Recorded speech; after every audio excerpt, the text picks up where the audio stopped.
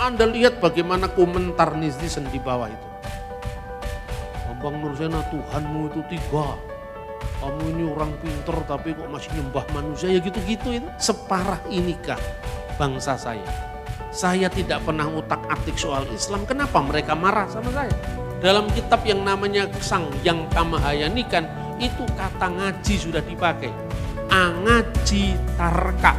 Artinya angaji tarka, mengkaji kitab-kitab semedi agama Buddha. Di dalam kitab Arjuna Wijaya karya Empu Tantular, selain kitab Sutasoma kan dia nulis Arjuna Wijaya. Itu dikenal guru pengajian. Guru pengajian. Dari kata aji, aji itu berharga. Jadi kitab-kitab yang berharga apabila itu ditelaah namanya pengajian. Nah inilah yang kemudian dipakai oleh Wali Songo nantinya. Tapi itu warisan Nusantara, bukannya dari Wali Songo.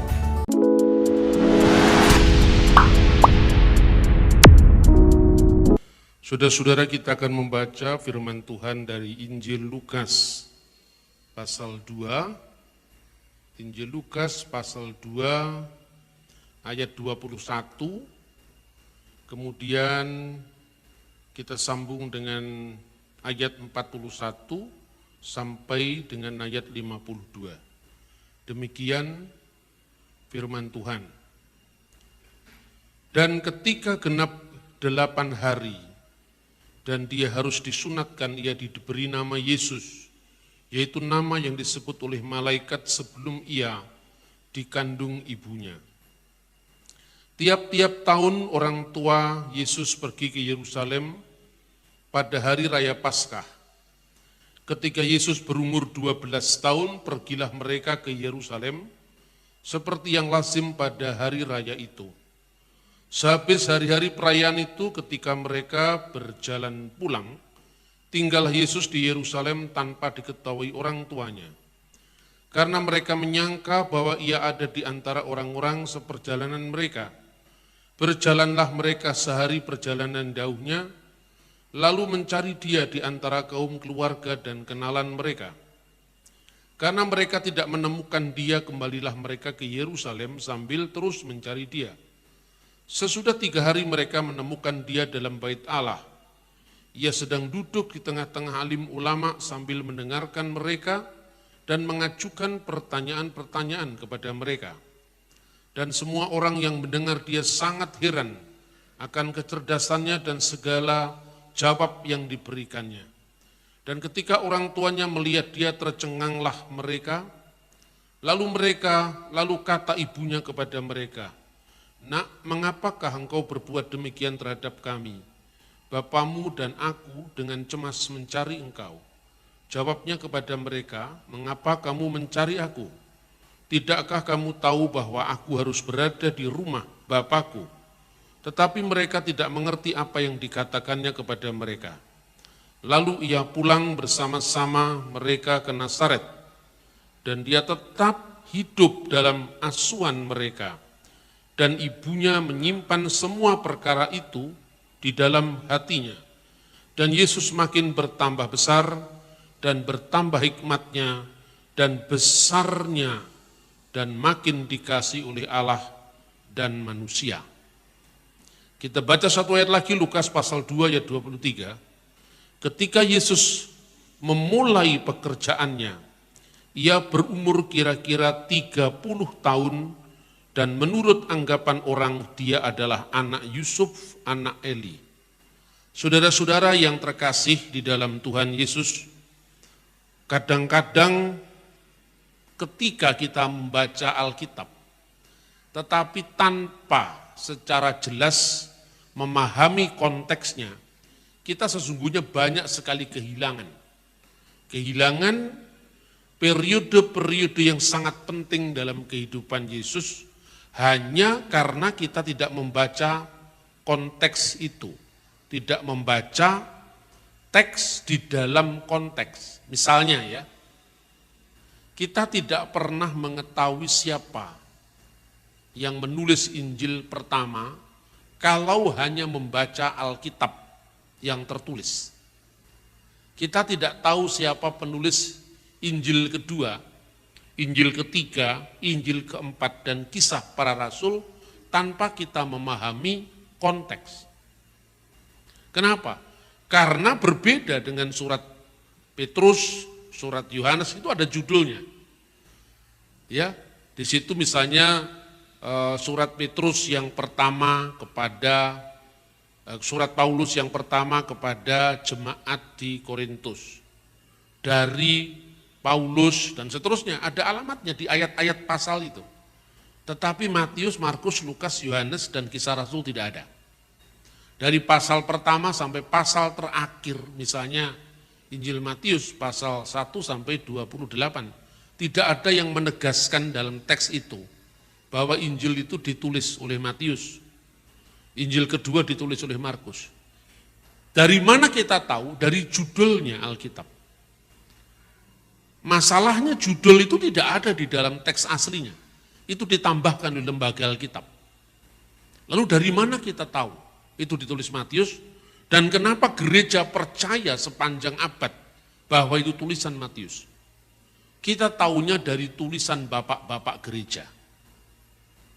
Tetapi ini bukan bapak gereja dari abad 16. Kalau dari abad 16 kan sudah selisih 1600 tahun. Kalau seandainya Calvin atau Luther yang percaya itu, saya nggak percaya. Karena apa? Jaraknya sudah 1500 tahun sekalipun orang saleh.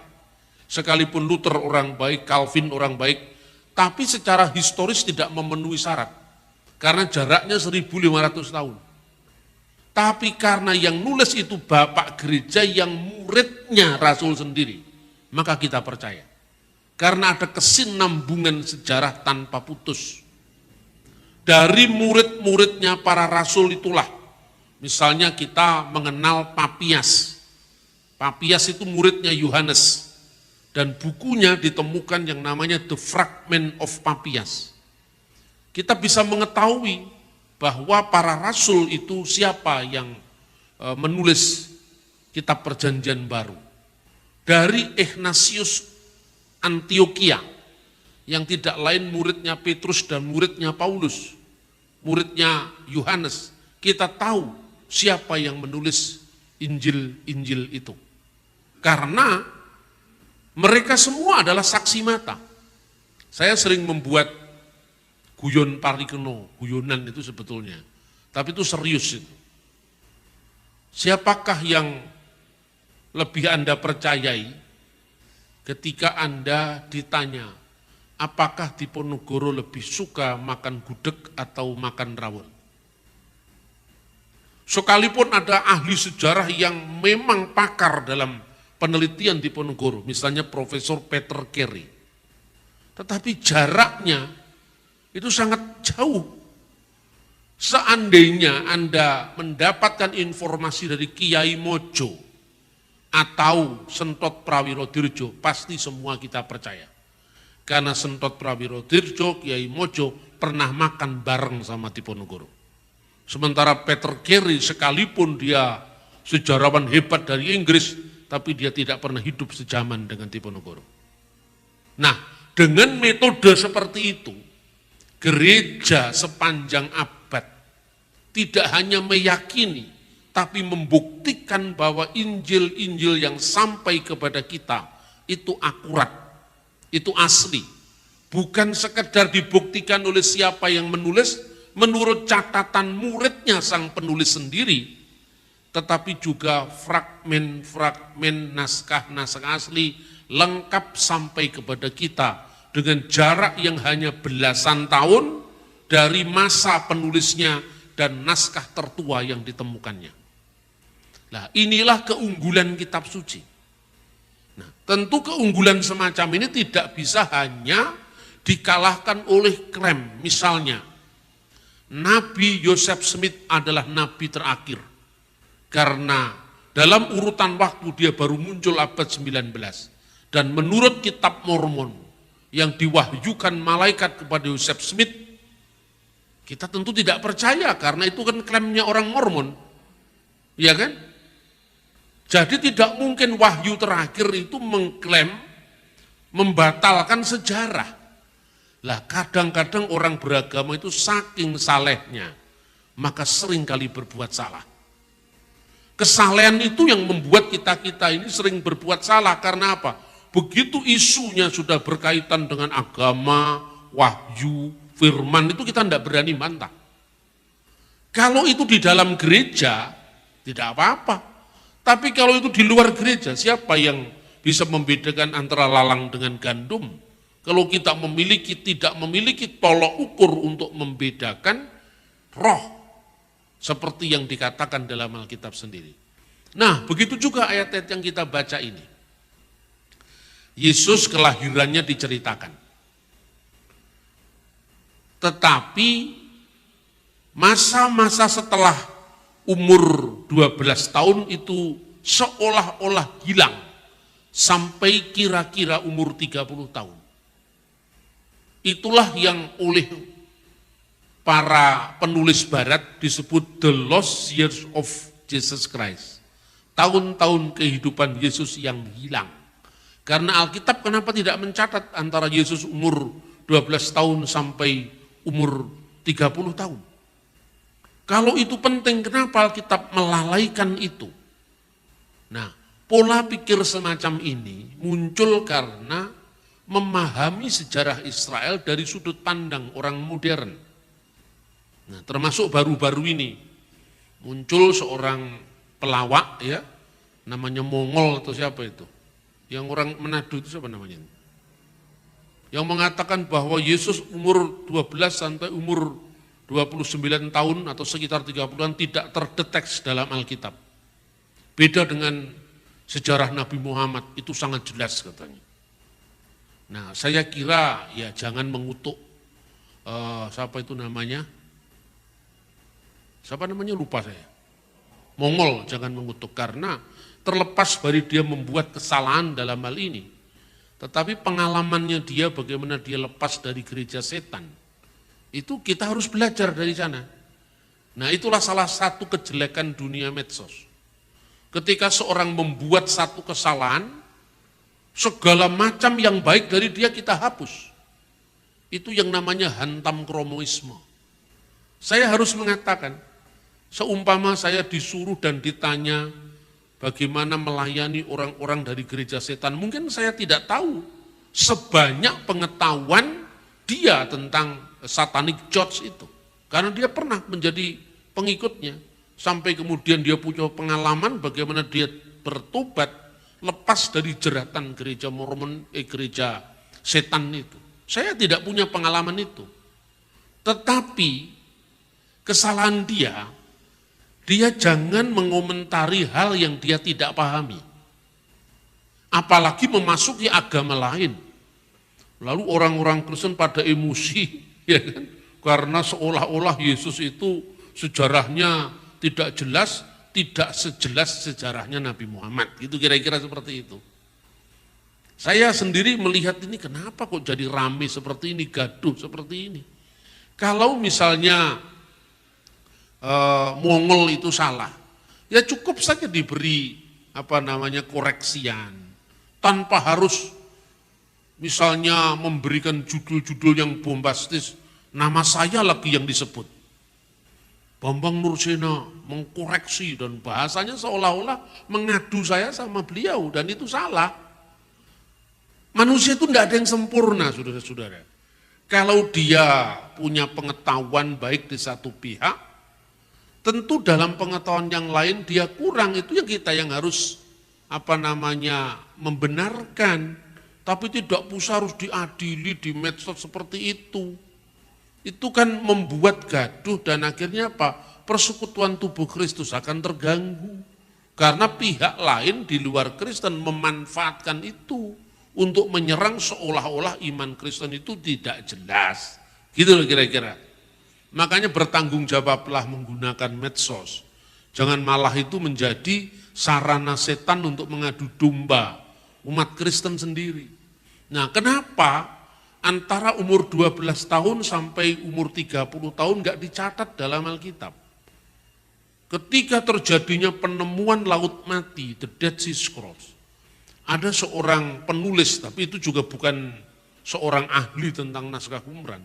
Dengan caranya sendiri dia mereka-reka bahwa 18 tahun kehidupan Yesus yang hilang itu, penulis itu namanya Charles Potter.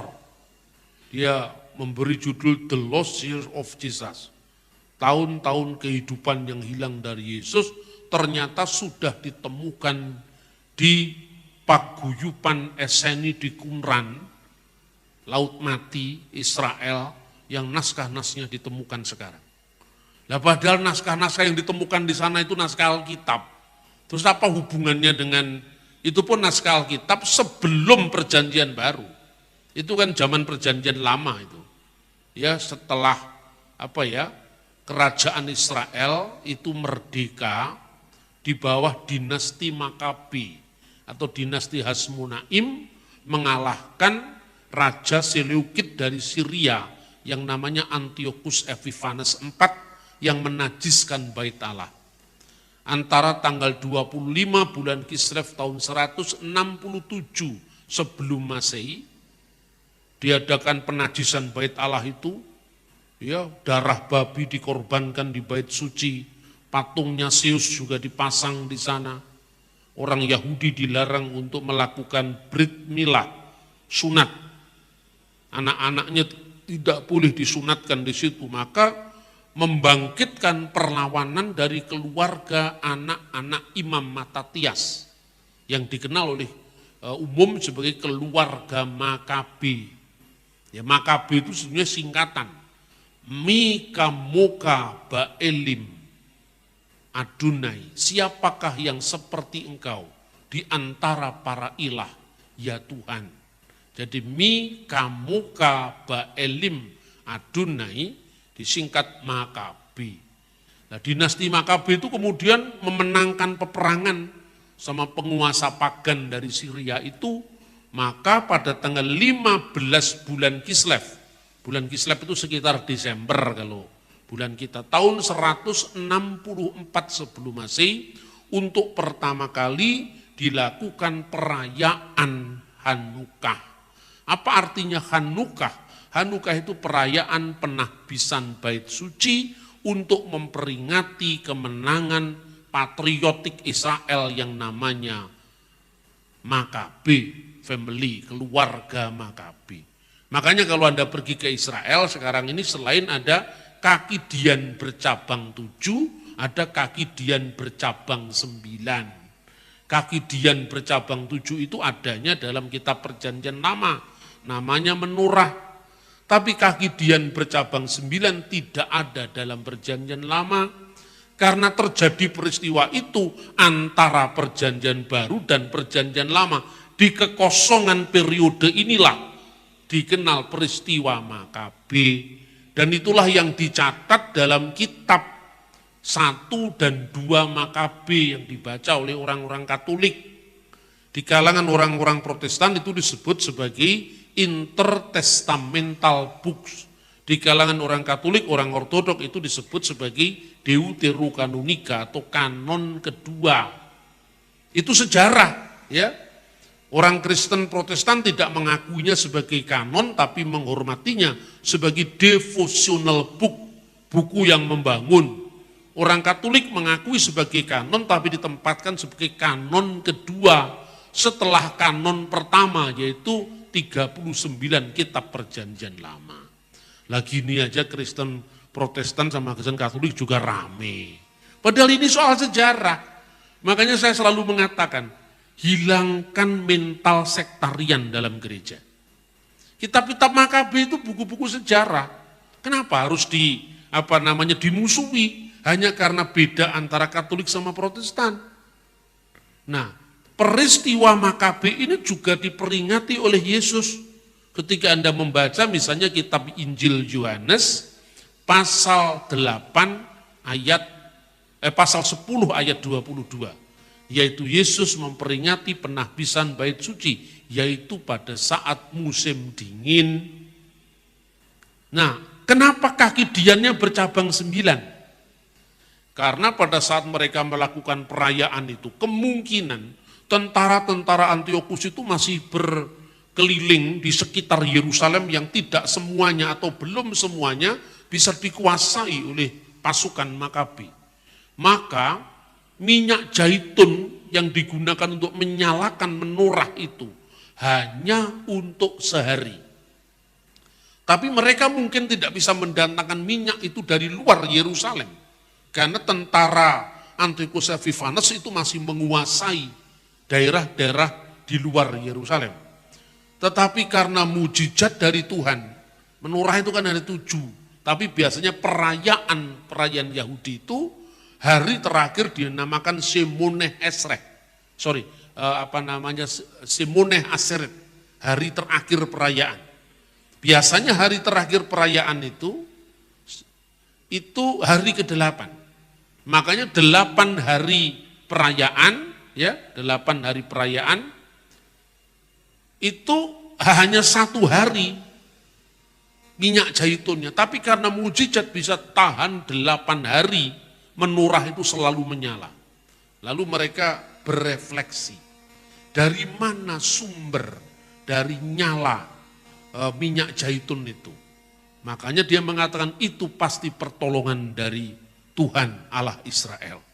Maka 4 yang di kanan, 4 yang di kiri, ada kaki dian, yang di tengah itu menonjol lebih tinggi, itu namanya samas. Nah sampai hari ini orang Yahudi memperingati itu. Kalau Anda datang ke Israel kira-kira bulan Desember, itu biasanya lilin-lilin menorah, biasanya berdampingan dengan lilin-lilin Natal, lilin-lilin Hanukiah berdampingan dengan terang dari cahaya pohon Natal. Sampai ada orang-orang Kristen tertentu dari kalangan keturunan Yahudi yang merayakan Krisnuka, antara Christmas dan Hanukkah, karena persis sama itu simbol-simbolnya. Dan menurut data gereja kuno, Yesus dilahirkan pada perayaan Hanukkah. Itu data kira-kira dari tahun 189 Masehi. Jadi kekristenan itu memiliki sejarah yang sangat kuat. Kalau yang seperti ini kita tidak pernah baca, makanya kemudian banyak orang bingung, di mana Yesus umur 12 tahun sampai umur 30 tahun, kok tidak terdeteksi dalam Alkitab, gitu kan? Nah, dari mana kita tahu sumbernya? Saya itu memberi ceramah seperti ini udah kira-kira ya sekitar awal tahun 2000-an ketika saya menulis buku yang berjudul Menuju Dialog Teologis Kristen Islam. Jadi jauh sebelumnya Pak Mongol itu bikin statement yang digoreng sama orang-orang di luar Kristen untuk menyerang kekristenan. Ketika saya menulis buku Menuju Dialog Teologis Kristen Islam, yang diberi wacana mitra atau semacam pengantar catatan oleh Profesor Dr. Kiai Haji Said Agil Sirot. Jadi saya itu nulis buku kayak buku-buku begini nih ya. Ini kan bukan bacaan orang Kristen semata. Saya ini perlanian saya melintas batas. Anda lihat buku-buku saya itu ada yang dikasih kata pengantar Gus Dur, ada yang dikasih kata pengantar Kiai Said Agil. Nah padahal ketika itu saya nulis tentang iman Kristen, saya nulis tentang keilahian Yesus, saya menulis tentang Trinitas. Karena pola saya merayakan perbedaan. Orang tidak menerima yang saya sampaikan, saya hormati. Tapi kalau menerima ya puji Tuhan kan gitu kan. Kita kan tidak pernah diajar Tuhan untuk meneror dan memaksa orang. Karena ada pilihan bebas setiap orang untuk memahami dan mengerti kebenaran. Ini salah satu tulisan saya yang judulnya Jejak Juang Trah Sunan Tembayat. Ini sebenarnya buku masuknya Islam ke Tanah Jawa yang saya tulis. Nah, buku ini masuk dalam berbagai webnya kelompok Islam dijadikan narasumber. Ini sumbangan saya ketika saya menulis sejarah Islam di Indonesia. Saya tidak merasa berjasa untuk itu, tidak. Tapi karena bagian dari sejarah bangsa saya harus menulis sesuai dengan talent yang Tuhan berikan kepada saya.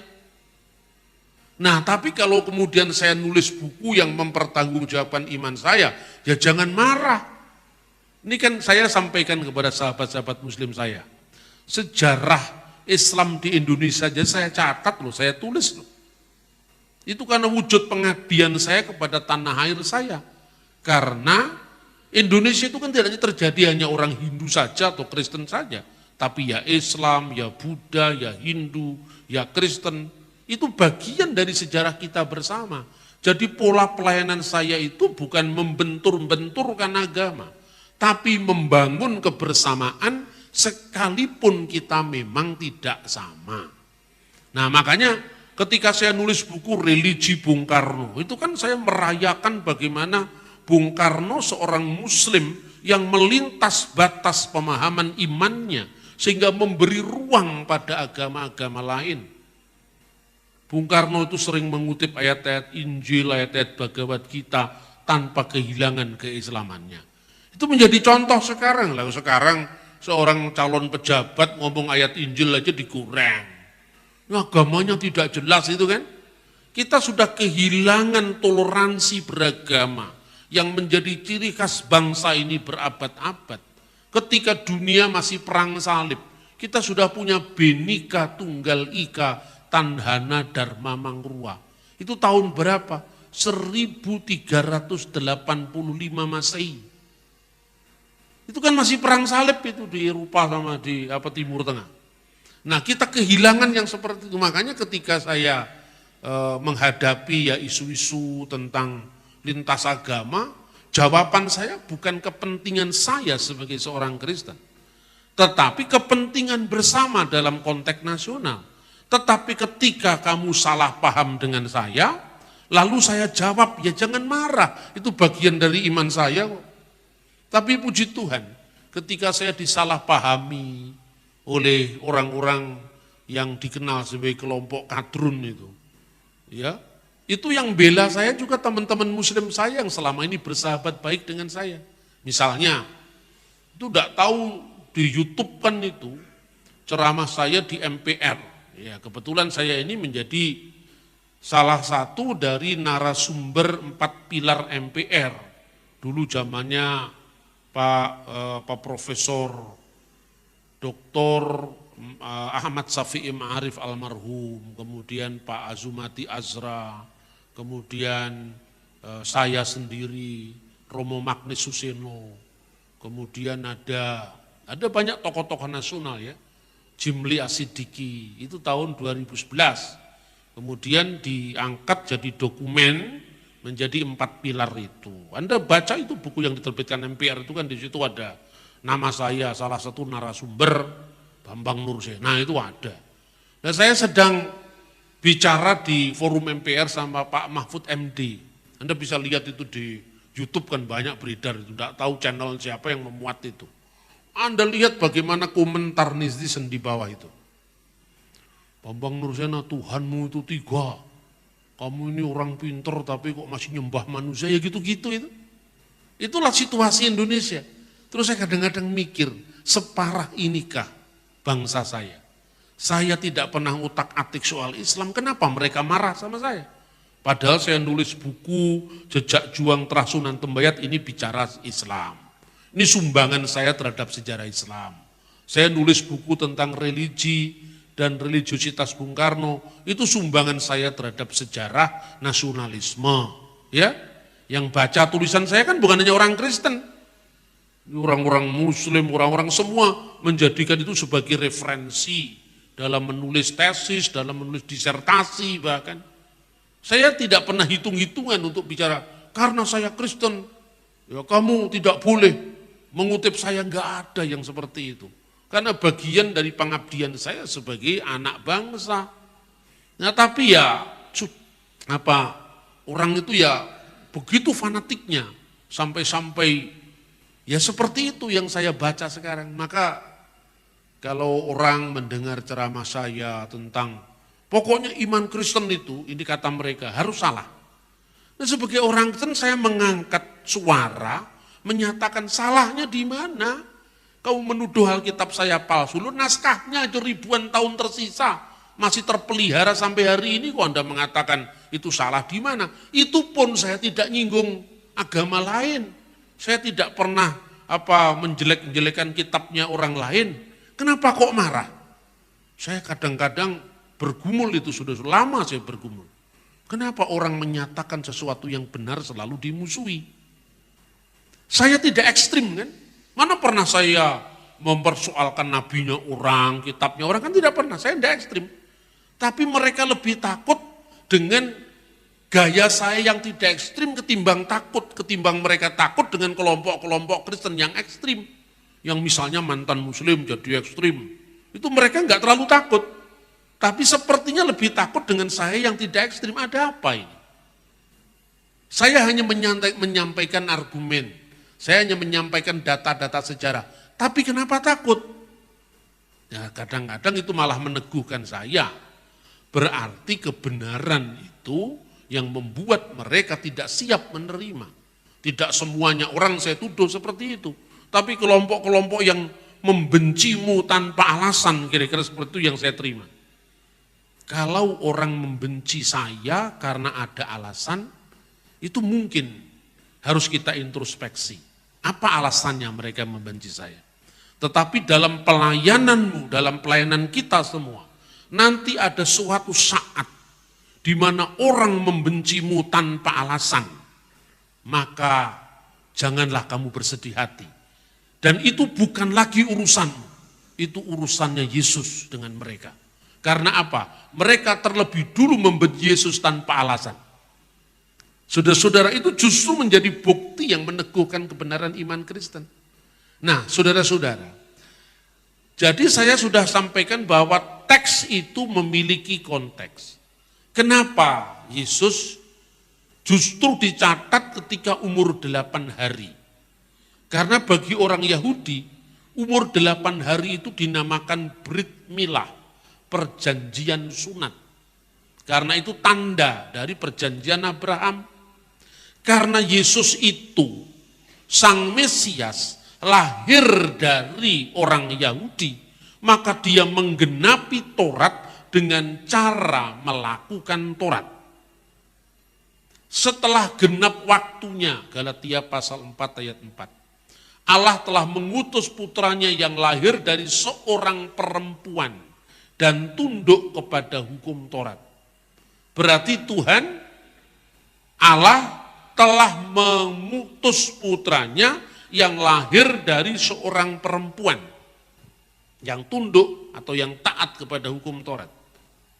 Kata perempuan ini adalah gunaikos, penggenapan dari Kejadian pasal 3 ayat 15. Bahwa Tuhan akan mengadakan permusuhan antara keturunan perempuan ini dan keturunan iblis. Dan nanti puncak dari penggenapan itu, keturunan perempuan ini akan meremukkan kepala iblis. Tetapi iblis atau ular itu kan ular dengan keturunan perempuan itu akan mematuk tumitnya. Itu yang terjadi pada saat peristiwa penyalipan. Dan itu jalan penggenapan kitab suci, makanya Kejadian pasal 3 ayat 15 digenapi dengan penyalipan Yesus. Tetapi dengan penyalipan Yesus itu segala kerajaan setan sudah ditundukkan. Yesus memberi isyarat, aku melihat iblis jatuh dari langit seperti kilat. Maka Yesus sebagai orang Yahudi yang menggenapi hukum Yahudi harus menjalani kehidupan sebagai orang Yahudi.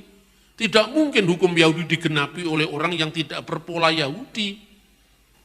Makanya umur 8 hari dinamakan Brit Milah. Orang tanya ke saya, tahun ini kan dihitung berdasarkan kelahiran Yesus, Anno Domini, tahun Tuhan kita. Tapi kenapa Yesus lahirnya 25 Desember, tapi kok tahunnya 1 Januari dimulai? Nah 1 Januari itu kalau di gereja-gereja kuno disebut Kitan Sayyidnal Masih, yaitu kitannya Kristus.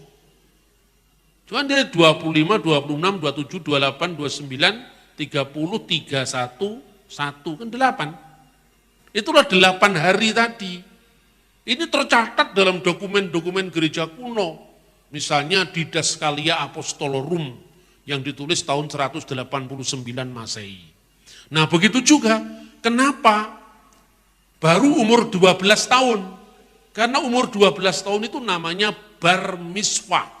Pada abad pertama itu 12 tahun, kemudian ketika orang Yahudi melakukan reformasi agama, sejak runtuhnya bait suci yang kedua, tahun 70 Masehi, tanggal 5 Agustus, ya, seorang rabi Yahudi yang sangat terkenal, namanya Yohanan ben Zakkai, meminta kepada pemerintah Roma agar diizinkan memiliki satu tempat untuk meneruskan eksistensi agama Yahudi, lalu diberikanlah kota Yamnia. Disinilah kota Yamnia itu, dekatnya Tel Aviv sekarang, eksistensi Yudaisme itu dilanjutkan sampai hari ini. Jadi Yudaisme modern itu dimulai di abad kedua. Makanya Yahudi sekarang tidak ada lagi upacara penebusan dosa dengan korban binatang, karena bait Allah sudah tidak ada lagi. Tidak ada korban ukupan di bait suci, karena tidak ada bait Allah lagi. Justru korban ukupan di bait suci itu dilanjutkan oleh gereja Ortodoks. Makanya di gereja Ortodoks setiap kali ibadah itu kan ada ukupan itu. Ya, itu sebenarnya upacara dari bait suci. Sementara ibadah di gereja Protestan itu meneruskan ibadah sinagogi yang tanpa ukupan, tanpa korban, pusatnya pada firman. Gitu loh saudara-saudara. Nah, jadi kemudian orang Yahudi membukukan kembali apa yang sesungguhnya dilakukan oleh leluhur nenek moyang mereka selama berabad-abad. Itulah yang dikenal dengan Torah CBLP, Torah lisan. Selain Torah tertulis, Torah itu Torat. Ya, mulai dari Sefer Bereshit, Sefer Elesemot, Sefer Vayikra, Sefer Bemidbar, sampai Sefer Elehadivarim. Kejadian, Keluaran, Imamat, Bilangan, Ulangan. Itu disebut Torah Sebiktav, Torah yang tertulis. Selain itu ada Torah yang tidak tertulis, itu yang akhirnya dibukukan oleh para rabi. Nah, dari situlah kita bisa melihat tradisi Yahudi dari zaman ke zaman. Karena Yesus itu orang Yahudi, otomatis ada paralel antara kehidupan Yesus yang dicatat dalam kitab Injil dengan kebudayaan bangsanya sendiri, yaitu bangsa Yahudi. Maka kalau Anda cari Sweet 17-nya Yesus, tidak ada di budaya Yahudi, karena itu budaya Barat, itu budayanya londo dingdong, makanya tidak ada di Timur Tengah, gitu loh. Maka membaca sejarah itu penting. Nah, disebutkan di dalam sebuah traktat, ya, traktat itu tulisan para rabi Yahudi yang mendokumentasikan tradisi mereka selama ribuan tahun. Traktat itu namanya Pirkei Avot. Pirkei Avot itu artinya The Ethics of the Fathers. Jadi etika para bapak bangsa, nomornya 21. Jadi Pirkei Avot 21. Itu disebutkan bagaimana urutan-urutan kehidupan orang Yahudi. Disebutkan Ben Hames Shanim La Mikra, pada usia 5 tahun, orang Yahudi harus belajar kitab suci. Mulai dari baca hurufnya umur 5 tahun itu. Alef, Bet, Gimel, Dalet itu umur 5 tahun. Makanya disebut Ben Hames Shanim La Mikra. Mikra itu artinya seluruh kitab suci. Tapi dari dasarnya dulu. Lalu pada umur 10 tahun Ben Esher La Misnah. Belajar Misnah lebih dalam lagi. Ya, misalnya, kemudian pada usia, ya ini 13 tahun di zaman Yesus, usia 12 tahun, Ben Hames Esreh La Talmud. Jadi pada usia 15 tahun dia belajar Talmud, tapi sebelumnya pada usia 13 tahun laku belajar hukum, jadi menjadi anak hukum, misfot, bar miswah. Ketika umur 12 tahun itu mereka naik ke Bema, naik ke tempat yang lebih tinggi, disitulah dia menerima hukum Taurat. Nah, karena untuk bar miswah itulah Yesus dibawa oleh Bunda Maria dan Yusuf ke bait suci. Karena sejak umur itu Yesus menerima hukum Taurat. Karena Yesus secara manusia, sebagai orang Yahudi, baru kemudian tadi yang saya sampaikan, pada umur 15 tahun belajar Talmud. Ben Hames Esreh la Talmud. Talmud itu tadi termasuk Torah lisan tadi, termasuk buku yang kita baca ini. Kemudian Ben Shemoneh Esreh la Kupah. Pada umur 18 tahun usia untuk kanopi itu kanopi pernikahan. Usia 18 tahun itu orang Yahudi biasanya usia minimum untuk dia menikah. Umur 18 tahun. Baru kemudian umur 20 tahun Ben Esrim Lirtov. Umur 20 tahun itu usia di mana seorang Yahudi itu dianggap cakap untuk mencari kerja. Mencari pekerjaan, karena secara fisik dia sudah dianggap memenuhi syarat. Makanya di Israel modern ini wajib militer umur 20 tahun. Jadi ini punya tradisi, punya kebudayaan yang sangat kuat dari zaman dulu sampai sekarang. Kemudian setelah umur 20 tahun, umur 30 tahun baru muncul Ben Shelosim Lakoa. Pada umur 30 tahun dia dianggap usia yang memiliki kekuatan. Ya usia 30 tahun. Kemudian berikutnya lagi Ben Arbaim Labinah. Pada umur 40 tahun itu usia bijaksana. Kenapa umur 30 tahun disebut sebagai usia kuat secara fisik maupun psikis? Makanya seorang Yahudi boleh mengajar di depan umum sekitar 30 tahun. Sebelum itu tidak boleh muncul, umur 20 tahun ngajar nggak boleh. Umur 30 tahun dia boleh ngajar di depan umum. Itu ketentuan dari kebudayaan orang Yahudi. Umur 40 tahun dia disebut sebagai usia untuk binah, bijaksana. Baru umur 50 tahun Ben Hamisim Laetsa, usia untuk orang bisa didengar nasihatnya. Maka ketika Yesus mengatakan Abraham bapamu melihat hariku, dan dia bersuka cita karena ia telah melihatnya. Apa kata orang Yahudi? Umurmu belum sampai 50 tahun. Bagaimana kamu menyatakan hal itu? Kenapa? Kamu belum usia 50 tahun yang layak didengar nasihatmu karena usiamu baru 30-an tahun. Bagaimana kamu mengatakan hal itu? Itu karena memang ada dokumennya di mana orang Yahudi itu boleh memberi nasihat, didengar fatwanya, didengar petuahnya ketika umur 30 tahun. Makanya ketika sensus bangsa Israel di padang gurun, di kitab bilangan, ambillah anak-anak antara usia 30 tahun sampai 50 tahun bertugas di kemah suci. Ya kan? Karena apa? Itu ada usia-usia yang sudah dijadikan patokan oleh orang Yahudi dari abad ke abad, mulai dari zaman Musa sampai hari ini.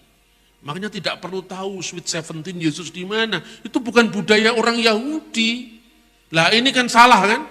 Wah kelihatannya dia hanya Alkitab.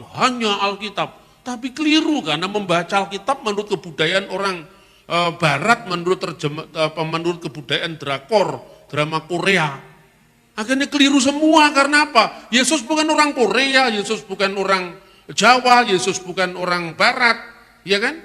Nanti ulah seneng-seneng pada drama Korea. Alkitab dimaknai sebagai budaya Korea, itu kan keliru. Itu namanya bukan eksegese tapi eisegese. Memasukkan makna Anda dalam teks dan tidak tahu konteksnya diisi dengan kebudayaan non kitab suci, bukan kebudayaan Yahudi. Jadi ungkapan setelah genap waktunya Allah mengutus anaknya yang lahir dari seorang perempuan dan tunduk kepada hukum Taurat itu bukan kebetulan. Itu pola penggenapan yang oleh Allah tuntun atas bangsa Israel yang digenapi dengan kedatangan Sang Kristus. Lalu berikutnya, supaya lengkap ini, Ben Sisim Lasikna pada usia 60 tahun itu usia di mana dia dianggap mulai tua. Jadi kalau saya ini belum 60 tahun, itu belum tua. Nanti kalau sudah 60 tahun siknah itu usia kematangan orang tua. Kalau orang Jawa menyebut itu swida itu artinya. Usia matang, itu umur 60 tahun. Kemudian usia 70 tahun. Ini semua ada ayatnya dalam Alkitab. Hanya karena kita tidak tahu saja. Ben sif'im la se'ifah. Umur 70 tahun itu sempurna dalam usia. Kenapa? Karena umur manusia adalah 70 tahun. Itu di dalam Mazmur pasal 90, ya kan? Lalu usia 80 tahun itu disebut Gevura. Ya ben semonim la Gevura. Usia tambahan kekuatan. Dan apabila kuat 80 tahun, ya kan? 70 tahun itu usia manusia yang dianggap sebagai usia sempurna. Ya, karena manusia setelah zaman Musa seperti doanya dalam Mazmur 90 itu, manusia berumur 70 tahun. Kalau kuat 80 tahun, maka usia 70 tahun disebut se'ifah. Sempurnanya usia. Selanjutnya kalau kita diberi kekuatan itu bonus. Makanya disebut pada usia ben semonim la Gevura. Gevura itu agung, besar. Besar karena apa? Semata-mata karena tambahan yang Tuhan berikan, tambahan kekuatan dari Tuhan. Lalu usia 90 tahun, itu disebut bentis'im la su'ah, usia mulai bengkok. Nah, buktikan sendiri. Nanti kalau usia 90 tahun kan sudah mulai ini. 90 tahun usia bengkok. Kecuali kalau Anda olahraga mungkin agak ditunda sedikit. Ya toh? Ini Pak Pendeta ngajari saya supaya olahraga, supaya nanti menjelang sweet saya masih tetap kuat. Doakan saya, saudara-saudara. Amin. Dan kemudian baru usia purna, itu usia 100 tahun katanya. Ben me'ah, me'ah itu 100, bahasa Arabnya mi'ah. Ben me'ah ke ilu med ve afar ufatel min haulam. Usia 100 itu seperti mati, mati dalam hidup katanya. Hidup dalam mati, seperti keilumet, seperti mati, dan benar-benar akan mati dan keluar meha ulam dari dunia ini.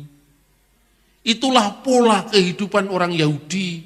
Dokumennya mana katanya? Pak Bambang itu ngarang-ngarang, Pak Bambang itu halu. Bukan halu, kalau saya halu, bukan halu. Ada dokumennya loh, saya itu kadang-kadang juga bingung ya. Saya nggak ngerti ini gimana. Saya setiap kali ngaji Alkitab, orang tanya kepada saya, kenapa kok ngaji Pak? Ngaji kan Islam, siapa bilang ngaji itu Islam? Anda baca sejarah Nusantara. Abad 10 Masehi, itu ada kitab agama Buddha yang dikenal Sang-Hyang Kamahayanikan. Itu ditulis pada zaman Empu Sindok. Dalam kitab yang namanya Sang-Hyang Kamahayanikan, itu kata ngaji sudah dipakai. Angaji tarka. Artinya angaji tarka, mengkaji kitab-kitab semedi agama Buddha. Di dalam kitab Arjuna Wijaya, karya Empu Tantular, selain kitab Sutasoma kan dia nulis Arjuna Wijaya. Itu dikenal guru pengajian. Guru pengajian. Dari kata aji, aji itu berharga. Jadi kitab-kitab yang berharga apabila itu ditelaah namanya pengajian. Nah inilah yang kemudian dipakai oleh Wali Songo nantinya. Tapi itu warisan Nusantara bukannya dari Wali Songo. Begitu juga memakai kopiah ini. Memakai tutup kepala itu. Ada penelitian dari seorang Inggris ya, seorang Jerman namanya Lydia Kiven. Dia menulis buku manusia bertopi di candi-candi di zaman Majapahit. Itu hasil penelitian. Dia menekuni, memotret candi-candi, dicocokkan dengan data sejarah sejaman. Kemudian muncul dalam candi Penataran, candi Sukuh, candi Surawana. Itu ada pertapa-pertapa yang selalu memakai topi. Rupanya itu bagi ciri khas seorang rohaniwan. Selain biku ada bikuni yang topinya kotak seperti peci atau kopiah itu. Gitu loh ceritanya. Kemudian seiring dengan ekspedisi yang dilakukan oleh Raja Kertanegara dari Singasari, itu pada abad ke-13, Pra-Majapahit yang namanya ekspedisi Pamalayu dalam rangka apa yang dikenal dengan Cakrawala Mandala Dwipantara untuk mempersatukan Nusantara, maka budaya Keraton Majapahit itu dibawa keluar sampai ke wilayah Champa, Myanmar, Thailand Selatan. Maka cerita Panji itu muncul tidak hanya di zaman Majapahit di Jawa, tapi juga di Thailand Selatan, di Patani, di wilayah-wilayah termasuk apa yang namanya Malaysia sekarang, Kelantan. Nah, bersamaan dengan munculnya cerita-cerita Panji dengan segala aksesorisnya itu, maka budaya kopiah atau topi menyebar di wilayah kebudayaan Melayu. Hanya bedanya semakin jauh dari Majapahit, penggunaannya kadang-kadang tumpang tindih. Topi yang sekarang dipakai sebagai peci atau kopiah itu sesungguhnya pakaian bikuni di zaman Majapahit. Sementara kalau laki-laki itu agak bulat begini kayak topinya gereja ortodoks itu, seperti itu. Kalau sekarang. Nah, kemudian menyebar kemana-mana. Setelah menyebar kemana-mana, pada awal kemerdekaan Indonesia, setiap daerah itu memiliki ciri khas. Jadi penggunaan kopiah ini bukan hanya budaya Melayu. Opung-opung kita di Batak itu selalu memakai kopiah begini kalau di desa-desa, karena itu budaya Nusantara. Bung Karno pada saat studi di HBS, di Surabaya, kemudian studi di Bandung yang sekarang jadi ITB itu masih memakai belangkon. Karena Bung Karno itu anak seorang priyayi Jawa, anaknya Raden Sukemi. Ya itu kan masih darah priyayi Bung Karno itu. Lalu dia dalam perjalanan bangsa mencari identitas Indonesia. Bukan hanya identitasnya kaum priyayi Jawa dengan belangkon dan batiknya. Ini batiknya kalau yang begini itu ciri khasnya kaum priyayi. Kalau batiknya rakyat lebih sederhana, itu batik itu ada maknanya itu. Maka Bung Karno mencari simbol yang bisa lebih merakyat, yang dikenal di semua daerah di Indonesia. Akhirnya Bung Karno memakai topi yang disebut peci Soekarno. Jadi itu menjadi simbol nasionalisme, bukan sekedar kopiahnya kiai. Ya, kadang-kadang orang-orang yang non-Islam itu malas mengurus hak cipta. Akhirnya hak ciptanya dipakai oleh lokal Islam, yang lain tidak kebagian. Padahal tokoh-tokoh kita itu dulu namanya bukan pendeta, itu namanya kiai. Kiai Sadra, Kiai Tunggul Wulung, Kiai Paulus Tosari. Kiai itu Jawa, bukan Islam. Makanya Anda nyebrang di luar Jawa sudah tidak ada kiai, yang ada tuan guru haji di Sumbawa, di Lombok, ya toh? Ke Arab sana beduk ndak ada, kopiah ndak ada, karena itu ciri khas Nusantara. Betapa pentingnya budaya ini di dalam konteks iman. Karena itu melalui apa yang disebut di dalam tahapan-tahapan umur orang Yahudi, itulah kita bisa memahami kehidupan Kristus. Karena justru setelah genap waktunya, Allah telah mengutus anaknya yang lahir dari seorang perempuan dan tunduk kepada hukum Taurat. Jadi Yesus menggenapi itu. Paham saudara-saudara? Nanti berikutnya kan saya teruskan. Kenapa di gereja ada dua tradisi? Ya, apakah Trinitas itu yang karena tidak ada judulnya di Alkitab itu salah? Lalu bagaimana kehidupan gereja mula-mula? Agar kita ini tidak hanya dari Alkitab di abad pertama langsung lompat di Luther abad 16. Akibatnya apa? Karena kekosongan yang nggak terisi sejarahnya, demit-demit lebih rajin mengisi itu. Lalu nuduh-nuduh, Yesus baru jadi Tuhan tahun 325 itu karena karya demit-demit itu. Yang karena apa? Karena kita tidak setia pada warisan sejarah kita, maka diisi oleh orang lain. Kiranya kesinambungan sejarah kitab suci, para rasul, muridnya para rasul, murid dari muridnya para rasul, itu menjadi bukti bahwa firman Allah sungguh ya dan amin.